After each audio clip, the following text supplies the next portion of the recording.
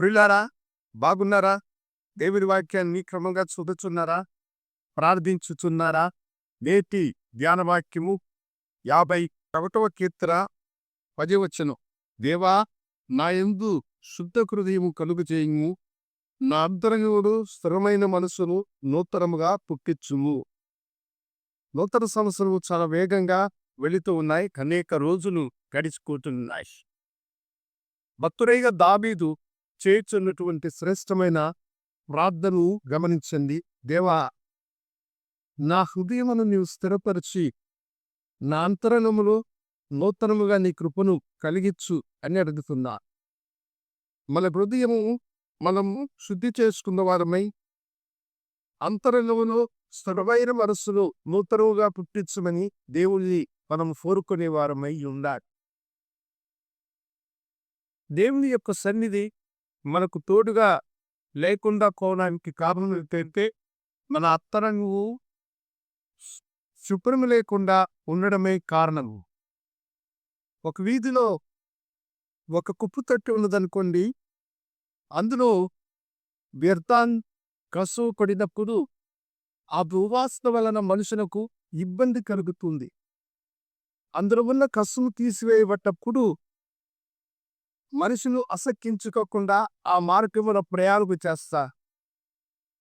మనిషినే వ్యర్థాలను చూసి, ఆ యొక్క దుర్వాసన చూసి అసఖ్యపడినప్పుడు మన హృదయంలో పాపము, దేవునికి వ్యతిరేకమైనటువంటి అనేక కార్యములు నిండి దుర్వాసనతో ఉన్నప్పుడు దేవుడు మనలో ఇలా నివాసం చేయగలుగుతాడు. అందుకనే ఈ నూతన సంవత్సరమును దేవుని సన్నిధిలో మీరు ప్రభు సన్నిధిలో ఇలా ప్రార్థన చేయండి.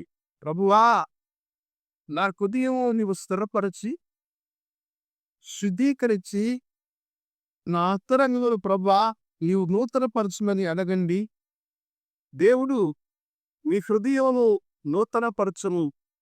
ఆయన ఆశీర్వాదమైన కృపను మీకు అనుగ్రహించు. గలతీ 5:19 మీరు చూసినప్పుడు శరీర కార్యములన్నీ కూడా మానవుని యొక్క హృదయంలో నిండి ఉంటాయి. 22వ వచనానికి మనం వచ్చినప్పుడు ఆత్మ ఫలము కలిగిన వారమై మనం ఉండాలని దేవుని వాక్యము హెచ్చరిస్తుంది. ఆత్మ ఫలం ఏమనగా ప్రేమ, సమాధానము, దీర్ఘశాంతము, దయాలత్వము, మంచితనం, విశ్వాసము, సాత్వికము, ఆశానిగ్రహము అనేవి. ఇవి కలిగిన వారమై మన హృదయములో ప్రభువు కలిగించేటువంటి నూతన స్థితిని కలిగిన వారమై దేవునికి సమీపంగా మనం జీవించినప్పుడు మనము అడుగు వాటిలన్నిటి ప్రభు అనుగ్రహించి మనలను ఆశీర్వదించు. కనుక దావీదు చేసిన ప్రార్థన మనము కూడా చేసి దేవునికి సమీపంగా మనమున్న దేవుని మనను దీవించుగాక.